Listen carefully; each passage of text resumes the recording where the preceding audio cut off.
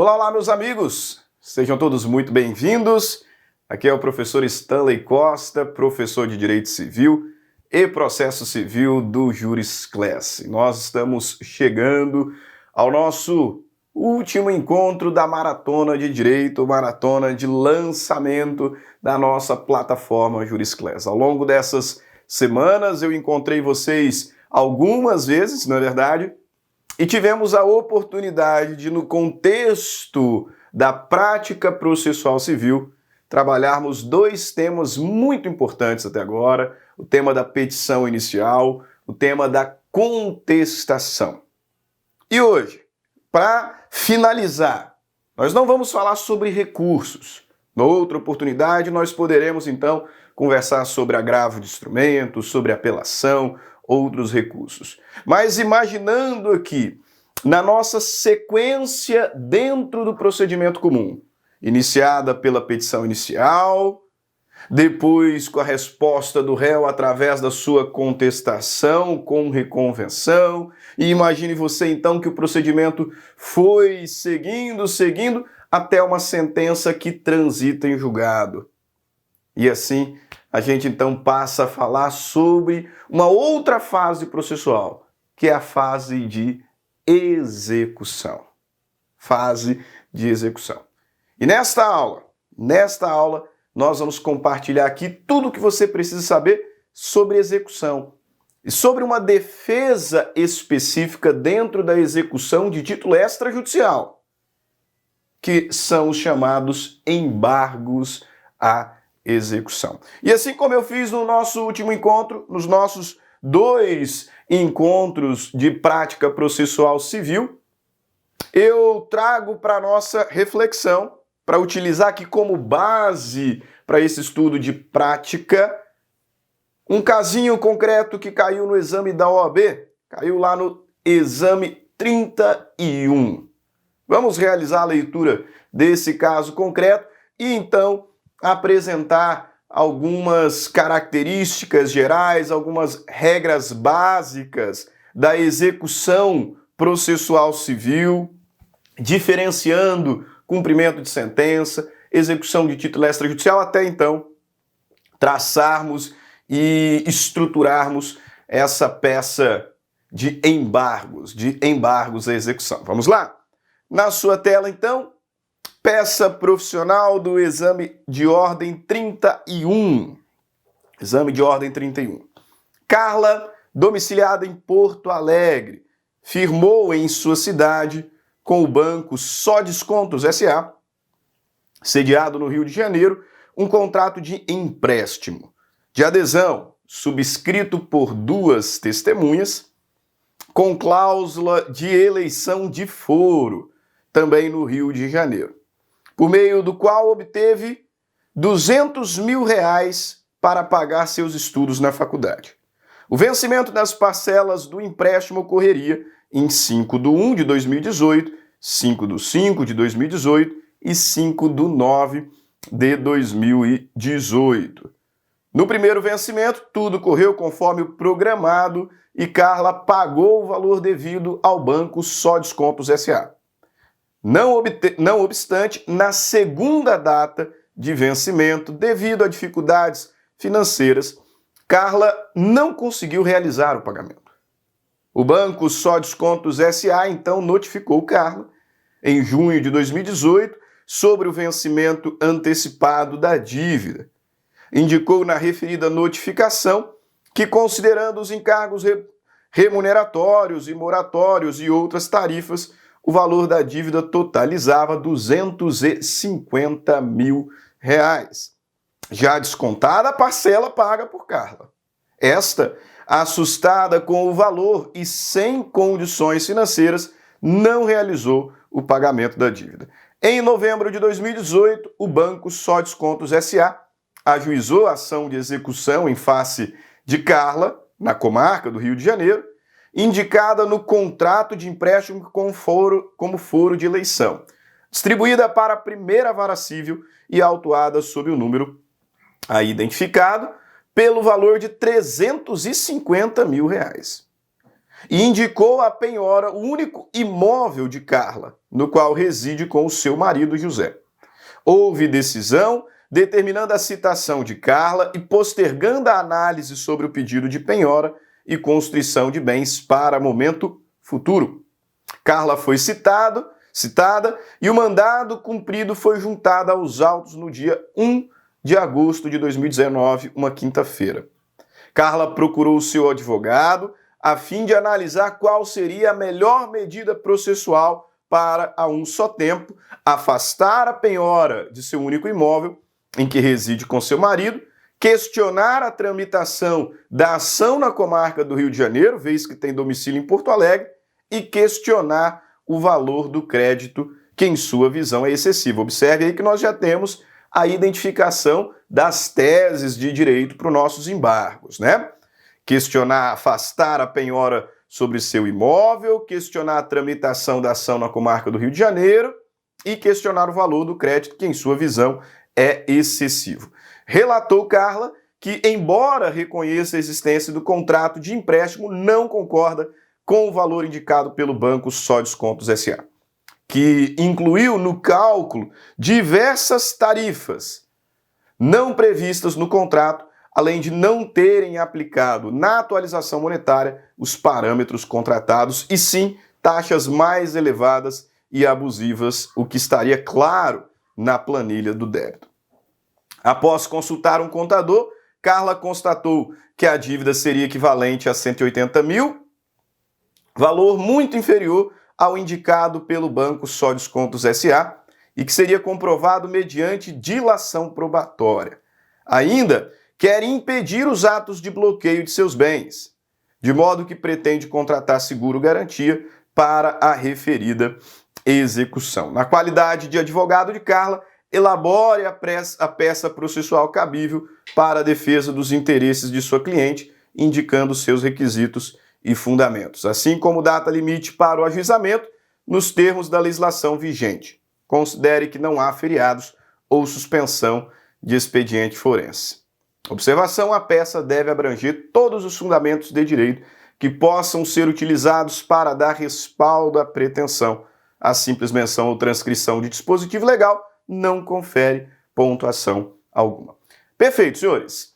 Hoje nós vamos falar um pouco sobre embargos à execução. E primeiro ponto que eu quero aqui ressaltar é que os embargos à execução são uma forma de defesa específica dentro da execução de título extrajudicial e que se caracteriza por configurar-se como uma ação autônoma, exatamente.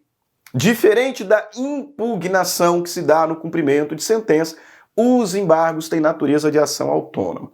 Por isso que a petição de embargos à execução tem uma íntima relação com a petição inicial sobre a qual nós falamos do primeiro encontro de prática. Sim, os embargos à execução serão peticionados nos termos de uma petição inicial, com a estrutura de uma petição inicial. Por isso que eu já quero aqui chamar a sua atenção para os artigos 319 e 320, que inevitavelmente serão utilizados também como base para estruturar a nossa peça hoje, ok? Nós estamos aqui diante de uma petição inicial.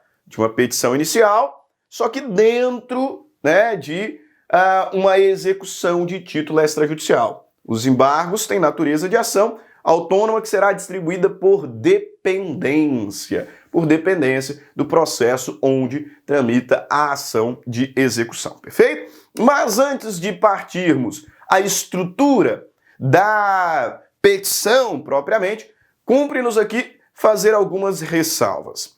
E a primeira eu já deixei claro algumas vezes nesse pouco mais de 9 minutos. Nós estamos aqui diante de uma ação de execução de título extrajudicial. A execução civil, meus caros, ela é classificada em várias espécies. E em uma dessas classificações, talvez a principal dela, nós temos duas espécies de execução civil.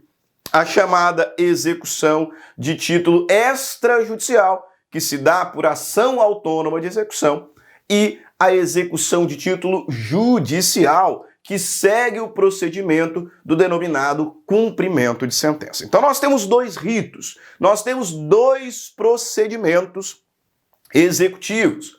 O procedimento do título executivo extrajudicial, que se dá, né, por via daquilo que o Código prevê para ação autônoma de execução, e o procedimento do título executivo judicial, que segue o rito do cumprimento de sentença. Nós estamos aqui falando sobre um título extrajudicial.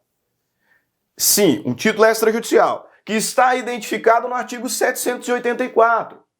Se você observar aí o seu código, se você abrir o seu código agora e analisá-lo, você vai observar o artigo 784, que nos traz aqui a identificação dos chamados títulos executivos extrajudiciais, dizendo, são títulos executivos extrajudiciais a letra de câmbio, a nota promissória, a duplicata, a debênture, a escritura pública, o documento particular assinado pelo devedor, duas testemunhas, o instrumento de transação, e aí o legislador, então, vai seguindo, né? O contrato garantido por hipoteca, penhor, anticrese, outro direito real de garantia, aquele garantido por caução, o contrato de seguro de vida, o crédito decorrente de foro e laudêmio, crédito decorrente de aluguel, bem como os encargos acessórios, tais como taxas e despesas condomínio, certidão de dívida ativa. O legislador vai, então, identificando para nós uma série de títulos executivos extrajudiciais. O que eu preciso entender é que, se o inadimplemento decorre de uma obrigação prevista em título executivo extrajudicial, a execução se dará por via de ação autônoma.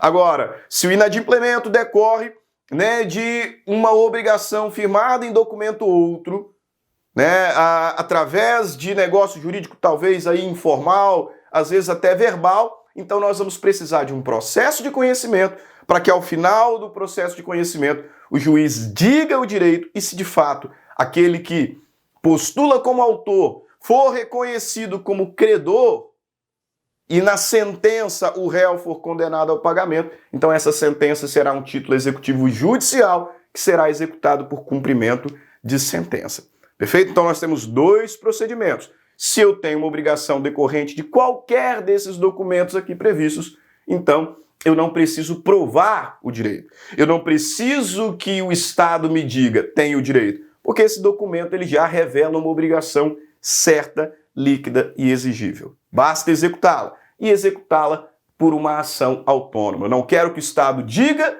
que eu tenho direito, eu quero apenas que ele execute o direito que já está em totum provado. Perfeito?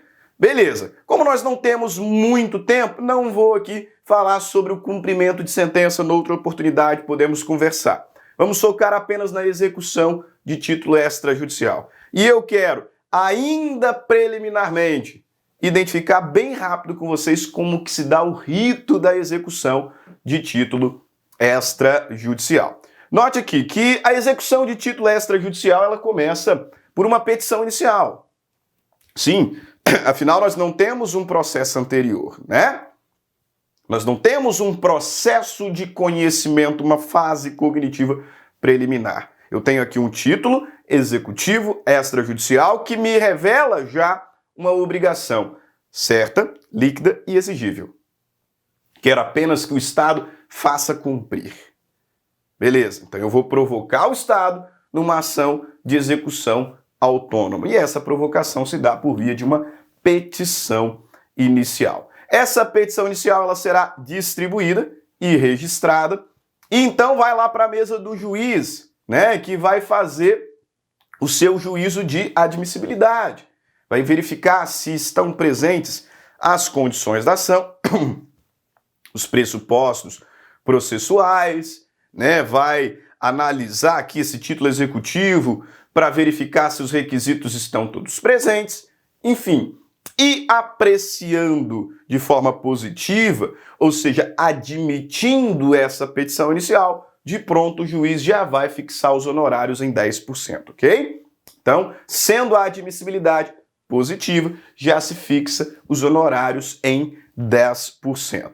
Feito isso, nós teremos então a citação do executado.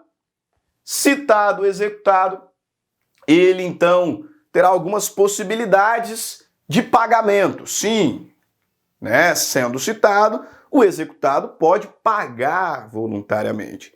E o legislador nos fala sobre duas formas de pagamento voluntário do executado, cada qual com, sim, um benefício, né? Nós temos aqui algumas críticas ao sistema executivo processual brasileiro, né? Executivo civil brasileiro, porque o executado tem alguns benefícios. Sim, ele já é executado, ele está sendo citado num processo de execução. E a lei nos diz que, uma vez citado, se realizar o pagamento em 3 dias, ele ganha um prêmio. Sim, né, é o que a gente chama de sanção premial. Se ele paga em 3 dias, a execução é encerrada e ele recebe um benefício. Qual benefício? Sabe, esses honorários fixados em 10%, eles serão reduzidos à metade. Né? É o Estado fazendo esmola com o chapéu dos outros, né? Dando esmola com o dinheiro dos outros. Eu não gosto nada aqui dessa regra, penso até um absurdo, porque o Estado beneficia o executado tirando de mim advogado, né? Os meus honorários foram fixados em 10%, o executado foi citado, se ele paga em 3 dias ele ganha um benefício. Qual? Os meus honorários cairão à metade, né? O que a gente chama de sanção premial. Se o executado não pagar nesses 3 dias, ele pode pagar dentro de 15 dias, que é o prazo para os embargos, nós já vamos chegar nele. Tá?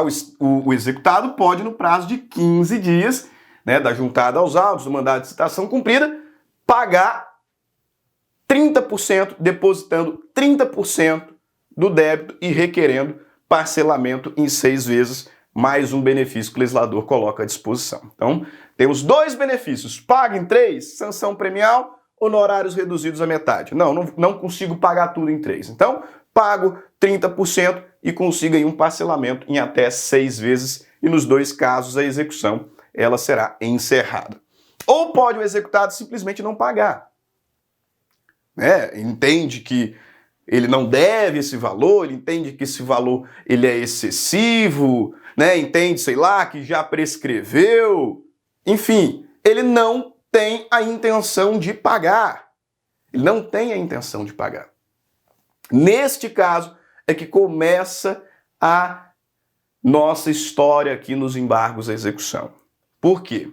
Se ele não vai fazer o pagamento, da juntada do mandado de citação aos autos, no nosso caso, vai contar um prazo de 15 dias. De 15 dias para quê? Para ele se defender. Para ele se defender. E no processo de execução autônoma, a forma de defesa é o denominado embargos à execução. Ele tem 15 dias para embargar a execução. E nós precisamos pontuar desde já que os embargos à execução, já disse há pouco, têm natureza de processo autônomo. Não é um incidente processual como a impugnação ao cumprimento de sentença. Na impugnação ao cumprimento de sentença, nós não temos uma nova ação, nós não teremos um novo processo. A impugnação ao cumprimento de sentença tem natureza de incidente, que como regra será julgado por decisão interlocutória. Os embargos não. Os embargos eles têm natureza de processo autônomo, por isso que a nossa peça hoje é uma petição inicial. De certo modo, sim, os embargos à execução têm natureza de processo autônomo. E algumas características nós já podemos aqui destacar. É um processo autônomo? Sim, mas distribuído por dependência. Ele será distribuído por dependência à execução em curso, sem efeito suspensivo como regra geral. No novo CPC, regra geral, os embargos à execução não têm efeito suspensivo. Não tem efeito suspensivo. E será decidido por sentença. Afinal, nós estamos falando de um processo autônomo. Ele será decidido por sentença. Ok? Uma estrutura aqui rápida, só para você se situar, para você perceber onde nós estamos. Né? Nós tivemos aqui a petição inicial de cobrança ali do banco, o juiz admitiu, o enunciado não fala, mas certamente o juiz fixou já os honorários em 10%, a sua cliente foi citada e ela não vai pagar. ela não pretende pagar em 3 dias, sendo beneficiada com o desconto nos honorários, ela não pretende depositar 30% e parcelar o restante. Por quê? Porque ela não concorda com o valor. Ela não concorda com o valor. Ela quer questionar o valor, ela quer impugnar esse valor. E como nós estamos aqui num contexto de execução de título extrajudicial, isso se dará por via de embargos à execução, ok? Vamos analisar aqui alguns textos legais importantes, então, para a nossa peça de hoje. Artigo 827 do Código de Processo Civil. Ao despachar a inicial, o juiz fixará de plano os honorários advocatícios em 10% a serem pagos pelo executado. No caso de integral pagamento, no prazo de 3 dias, o valor dos honorários será reduzido pela metade, que é o que a gente chama de sanção premial. Perfeito? Outro texto aqui importante que fundamenta um pouco do que nós conversamos. Artigo 914 do Código de Processo Civil. O executado, independentemente de penhora, depósito ou caução, poderá se opor à execução por meio de embargos. O que o legislador está dizendo aqui é que no novo CPC eu não preciso garantir o juízo para embargar. Tá? Não é um requisito de admissibilidade dos embargos a garantia do juízo. Então, eu posso embargar independentemente de penhora, depósito ou caução. Não preciso garantir o juízo, ok? Muito embora, muitas vezes vale a pena garantir o juízo por uma razão que daqui a pouco eu comento. Parágrafo 1º, os embargos à execução serão distribuídos por dependência. Tem natureza de processo autônomo, mas será distribuído por dependência, autuado em apartado e instruído com cópias das peças processuais relevantes que poderão ser declaradas autênticas pelo próprio advogado sob sua responsabilidade pessoal. Artigo 915. Qual é o prazo dos embargos à execução?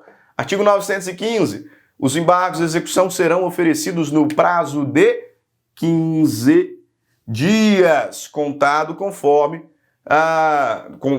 o caso, na forma do artigo 231. Artigo 916, no prazo para embargos, reconhecendo o crédito. Qual é o prazo para embargos? 15 dias, né? 15 dias. Reconhecendo o crédito, o exequente e comprovando o depósito de 30% do valor em execução, acrescido de custos e de honorários do advogado, o executado poderá requerer que lhe seja permitido pagar o restante em até 6 meses, em até 6 parcelas mensais acrescidas de correção monetária e de juros de 1% ao mês. Ok? Então vejam que antes mesmo aqui de considerarmos a defesa na execução, o legislador já nos diz que se o executado pagar em 3 dias, ele tem essa sanção premial, esse desconto nos honorários advocatícios. Se ele não pagar em 3 dias, mas reconhecer o débito, ele pode, depositando 30%, requerer o parcelamento do restante em até 6 meses. Em até 6 meses. Ah, professor, mas a minha cliente não quer reconhecer esse débito. Ela não concorda com o valor que está sendo cobrado. Não concorda. Perfeito. Então nós não vamos pagar. Nós não vamos pagar, ao menos não agora, né? Não agora. Nós vamos embargar. Nós vamos questionar isso em juízo. E o legislador, no artigo 917, nos apresenta aqui um rol de possíveis defesas em embargos à execução. O que é interessante de ser ressaltado pelo seguinte: na impugnação ao cumprimento de sentença, nós temos uma limitação. Sim, a defesa não é tão ampla na impugnação ao cumprimento de sentença como é nos embargos à execução. E por uma razão muito óbvia. Na impugnação ao cumprimento de sentença, pressupõe-se que teve um processo de conhecimento anterior, uma fase cognitiva, onde o agora executado, anteriormente réu, vamos imaginar aqui que o réu tenha sido condenado, ele teve a oportunidade de se defender.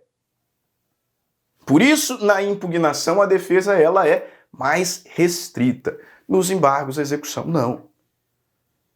Aqui eu tenho uma ampla possibilidade de defesa, exatamente porque não teve processo antes.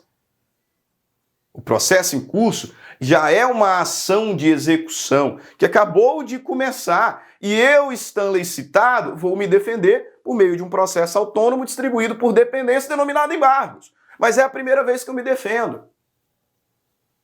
É a primeira vez que eu me defendo, então eu tenho uma possibilidade maior. O legislador nos fala sobre isso no artigo 917. Observe aí na sua tela.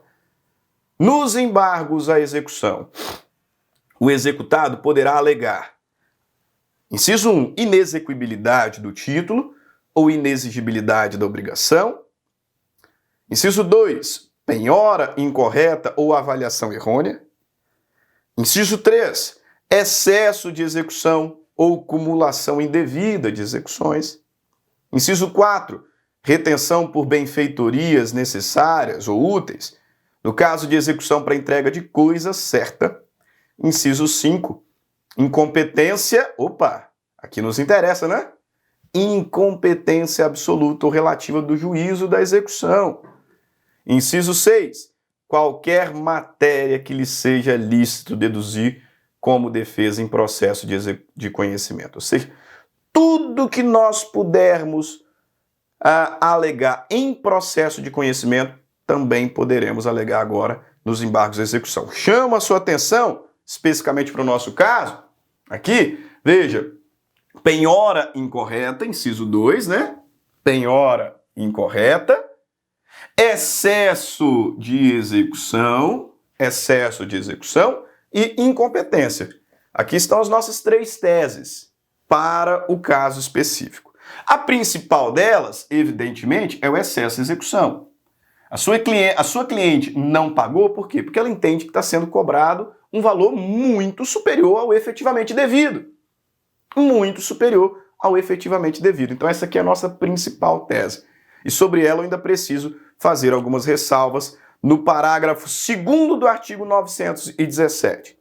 Observe aí. Há excesso de execução. Quando? Quando o exequente pleiteia quantia superior do título. É o nosso caso. Há excesso de execução quando o exequente pleiteia quantia superior à do título. E aí vem uma observação que você precisa guardar. Você precisa muito guardar essa observação para todas as vezes que alegar excesso de execução. Isso aqui vale para impugnação, cumprimento de sentença também. Então fique atento. Olha aí o parágrafo 3º. Quando alegar que o exequente em excesso de execução pleiteia quantia superior à do título, o embargante declarará na petição inicial o valor que entende correto, apresentando demonstrativo discriminado e atualizado do seu cálculo. Quando alegar que o exequente em excesso de execução pleiteia quantia superior do título, o embargante declarará na petição inicial o valor que entende correto, apresentando o demonstrativo discriminado e atualizado do seu cálculo. O que o legislador está nos falando é que, se você alega excesso de execução, você tem que falar qual é o valor devido. Tá? Se você está alegando que o exequente cobra muito, cobra caro, está cobrando o valor errado, então você tem que dizer qual que é o valor certo. E se não fizer isso, vai suportar a consequência. Sim, veja aqui, parágrafo 4º, vamos apagar o nosso quadro. Parágrafo 4º, não apontado o valor correto ou não apresentado o demonstrativo, os embargos de execução serão liminarmente rejeitados. Então, se você alega excesso de execução, você tem que indicar o valor certo. Você tem que indicar o valor certo, senão seus embargos serão rejeitados sem resolução do mérito. Se o excesso de execução for seu único fundamento. No nosso caso, existem dois outros fundamentos. Existem dois outros fundamentos. Então, se você não indicar o valor correto no nosso caso, os embargos serão processados, se houver outro fundamento, mas o juiz não examinará a alegação de excesso. Ele só vai examinar a alegação de incompetência e a penhora, né? A penhora inadequada. Se seu único fundamento for excesso de execução e você não dá o valor correto, improcedência de logo, né? Será liminarmente indeferido, melhor dizendo, será liminarmente rejeitado, sem resolução de mérito. Se você tem outros fundamentos, os embargos serão julgados, mas o excesso não. O excesso não. Sempre que for alegado excesso, você tem que indicar o valor correto. Agora, lembra que eu disse que, como regra, os embargos não dependem de garantia do juízo? Então, para embargar, eu não preciso dar um valor de caução. Para embargar, eu não preciso indicar um bem a penhora, eu não preciso depositar o bem discutido. Não preciso. Lembra? Pois é. Como regra, eu não preciso garantir o juízo. Mas, como regra, os embargos à execução também não têm efeito suspensivo. Se o juiz determinar a penhora de algum bem, o fato de ter embargado não impede a penhora. Não impede nem mesmo a alienação ou a adjudicação do bem. Não. Por quê? Porque os embargos, como regra, não têm efeito suspensivo. Você quer o efeito suspensivo, então você tem que pedir. Você quer os efeitos suspensivos, então você tem que pedir. E para que o juízo lhe conceda efeito suspensivo, você tem que demonstrar os requisitos da tutela de urgência, quais? Probabilidade de direito e perigo de demora, e tem, veja lá, que garantir o juízo. Percebeu? Note, para embargar, eu não preciso garantir o juízo. Mas fazendo dessa forma, os embargos não terão efeito suspensivo. E eventual penhora será efetivada. E a execução forçada acontecerá. Se eu quero que os meus embargos tenham efeito suspensivo, eu preciso garantir o juízo. E, além disso, demonstrar a presença dos requisitos da tutela de urgência, né? Veja aqui artigo 919. Os embargos à execução não terão efeito suspensivo.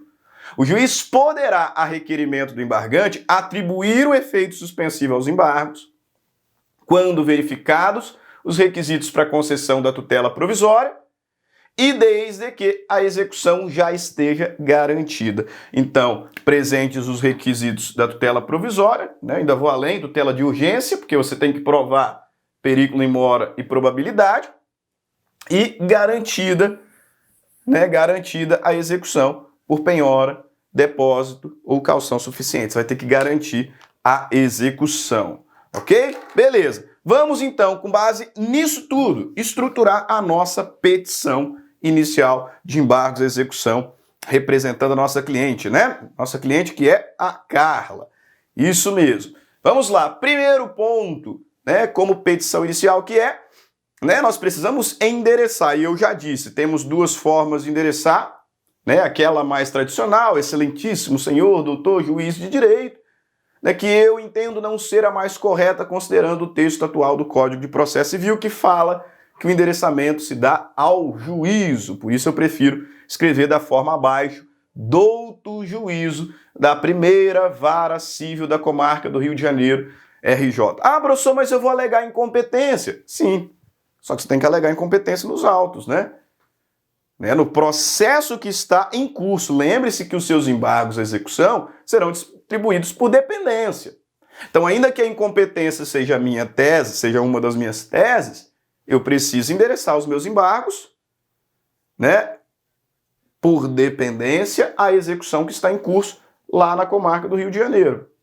Ok? Na primeira vara civil da comarca do Rio de Janeiro. Então, douto juízo da primeira vara civil da comarca do Rio de Janeiro.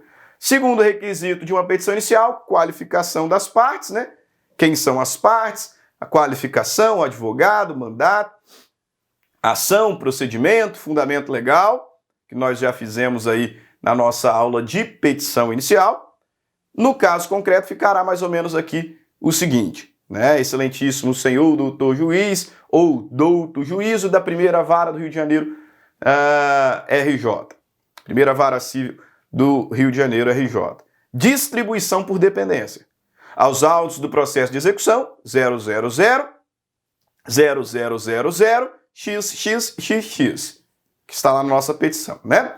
Carla, nome completo, nacionalidade, estado civil, profissão, endereço eletrônico, portadora do RG, tal, inscrita no CPF sob o número tal, residente domiciliada à rua tal, por intermédio de seu advogado e procurador, instrumento de mandato anexado, OAB e endereço eletrônico tal, com o escritório profissional à rua tal, onde recebe intimações, vem à presença de Vossa Excelência, com fundamento nos artigos 914 e seguintes do Código de Processo Civil, opor. Opor, hein? Não é ajuizar, não é propor, não é interpor, nós estamos falando de embargos. Então, vem opor embargos à execução. Nos autos do processo número tal, que lhe move o Banco Só Desconto S.A., pessoa jurídica com registro junto ao CNPJ, sob o número tal, com sede na rua tal, pelas razões de fato e de direito a seguir expostas. Perfeito. Nós fizemos o nosso endereçamento, o nosso preâmbulo.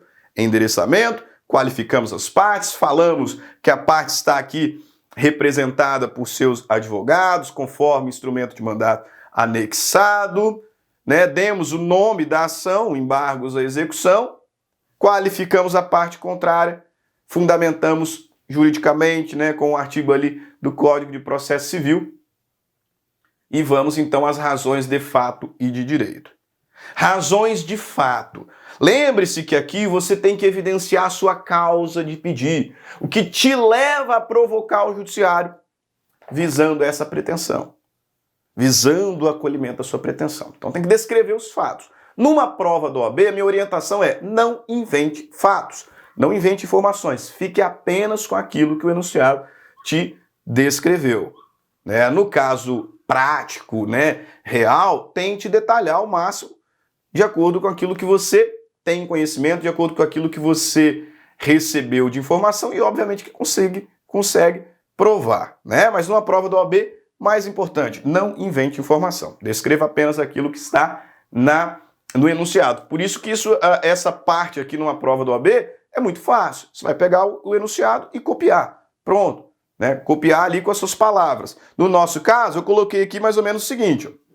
Carla firmou com o Banco Só Descontos um contrato de empréstimo de adesão subscrito por duas testemunhas, daí título executivo extrajudicial, né? No valor de R$200 mil para pagar seus estudos, dividido em 3 parcelas. Por Carla não ter efetuado o pagamento da dívida, mesmo após ter sido notificada, o Banco Só Descontos propôs uma ação de execução apresentando o valor atualizado de R$350 mil, indicando a penhora o único imóvel de Carla. Contudo, não merece prosperar a pretensa execução, em virtude das diversas irregularidades que serão demonstradas a seguir. Então, aqui só uma sugestão, é óbvio que você vai detalhar um pouquinho mais, né, lá na sua petição como advogado, na sua petição na OAB. É importante ressaltar que os nossos embargos foram opostos tempestivamente. O mandado de citação foi juntado aos autos no dia 1 de agosto, iniciando-se o prazo para apresentação dos embargos de execução no dia 2, né, sexta-feira. Considerando ser de 15 dias o prazo para sua apresentação, em atenção ao artigo 915 do CPC, o prazo se encerra no dia 22 de agosto, no dia 22 de agosto de 2019. Portanto, protocolizado nesta data, não há que se discutir quanto à tempestividade. Estou demonstrando aqui que minha petição ela é tempestiva. Feito isso, vamos então às teses de direito, que eu já indiquei, são 3 no nosso casinho aqui específico. 3, incompetência, né, porque nós estamos diante de uma relação de consumo, então aquela cláusula de eleição de foro ela é abusiva e, por consequência, nula, né? Deve o processo ser ali julgado pelo foro de domicílio do consumidor. Segunda, a penhora equivocada, nós estamos aqui falando de bem de família, é o único imóvel em que Carla reside com o seu marido. Bem de família, não pode ser penhorado. E terceiro, o excesso, a execução. Sempre lembrando que a sua cliente vai garantir o juízo. Vai garantir o juízo. Então você tem que pedir o efeito suspensivo. Sim, eu vou pedir o efeito suspensivo, garantindo o juízo e provando ali os requisitos da tutela provisória, a probabilidade e o perículo in mora. Perfeito? Tá tudo estruturado? Agora coloca no papel. Veja lá, ó. Inicialmente é importante ressaltar que, de acordo com o artigo 914 do CPC, a executada poderá opor-se à execução independentemente de penhora, depósito ou caução por meio de embargos. Ademais, deve ser pontuado que o caso dos autos retrata uma clara relação de consumo, na qual Carla é consumidora, por ser a destinatária final da atividade bancária, conforme preceitua os artigos 2º e 3º do Código de Defesa do Consumidor, razão pela qual deve ser regida pelas normas protetivas desse diploma legal. Nesse sentido, a cláusula de eleição de foro presente no contrato de adesão em questão, que impõe o ajuizamento da ação na cidade do Rio de Janeiro, deve ser considerada abusiva por prejudicar a Carla, que possui residência na cidade de Porto Alegre. Assim, a embargante pugna pelo reconhecimento da incompetência do juízo em respeito ao artigo 54 do CDC e ao artigo 917, inciso 5 do CPC. Perfeito? Pronto. Primeira tese posta. Em relação à dívida discutida, a embargante reconhece o contrato firmado entre as partes, mas o valor cobrado pelo embargado encontra-se totalmente equivocado, pois incluiu no cálculo diversas tarifas que não foram previstas na avença. Após consultar um contador, a embargante constatou que, na verdade, a dívida seria equivalente a 180 mil. 180 mil. Valor muito inferior ao indicado pelo embargado, que será comprovado nesses autos através de produção de prova. Né? O embargado estava cobrando quanto mesmo? Acho que era 250? 350, né? Vamos até colocar aqui em cima, porque essa informação vai ser importante.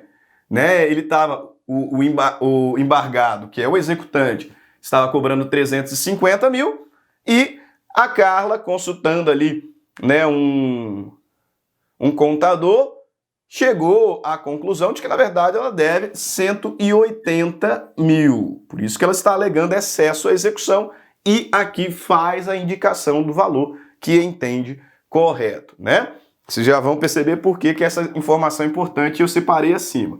Portanto, o excesso de execução, no presente caso, está configurado pelo fato do exequente ter pleiteado quantia superior à do título executivo extrajudicial, conforme dispõe o artigo 917, caput, inciso 3, bem como seu parágrafo 2º, inciso 1 do CPC. Por derradeiro, importa ressaltar que o imóvel indicado pelo embargado para a penhora é o único bem imóvel do embargante, onde reside com seu marido, considerado bem de família e, por isso, impenhorável nos termos da Lei 8.009 de 90, né, que fala sobre impenhorabilidade do bem de família. Ainda, o artigo 832 é claro ao alertar que não estão sujeitos à execução os bens considerados por lei impenhoráveis ou inalienáveis. Por isso, o imóvel indicado não pode ser penhorado para a satisfação da pretensão do embargado.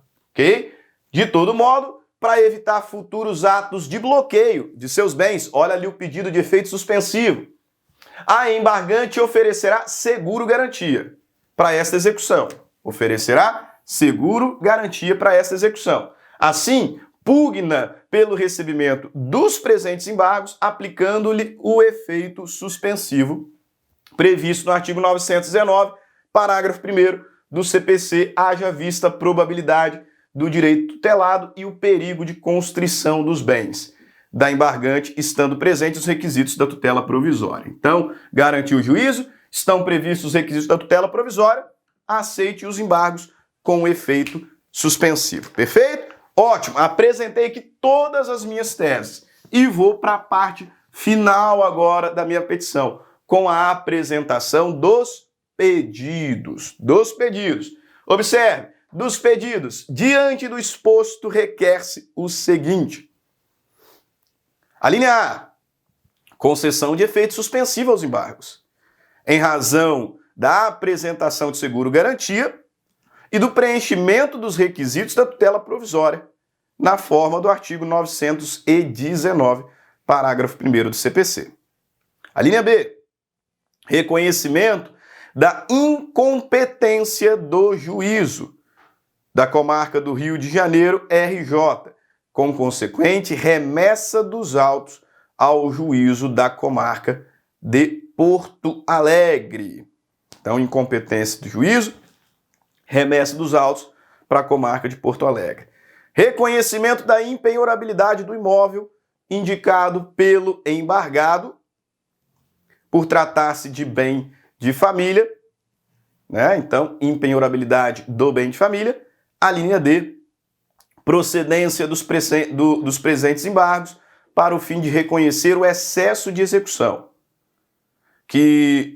no que ultrapassar a quantia de 180 mil. Então, ela estava sendo cobrada por 350, reconhece apenas 180.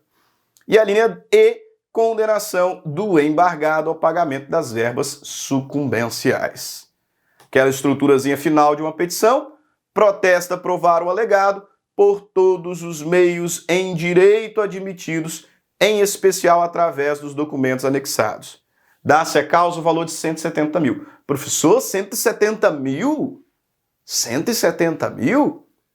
Mas não seria 180, que é o valor que ela entende devido? Não, senhores. O valor da causa deve ser indicado com base no proveito econômico que se espera. Se ela estava sendo cobrada por 350 mil, entende que deve 180, qual será o proveito econômico se os embargos forem julgados procedentes? 350 menos 180. É o que ela vai deixar de pagar, não é? Não é isso? Esse é o proveito econômico. É isso que ela vai ganhar com os embargos. Por isso que o valor a ser indicado aqui, 170 mil, proveito econômico, obtido se os embargos forem julgados procedentes. Dá-se a causa 170 mil. Termos em que pede deferimento, local, data, assinatura do advogado, OAB, e assim a gente fecha. Assim a gente fecha mais uma aula de processo civil, de prática em processo civil.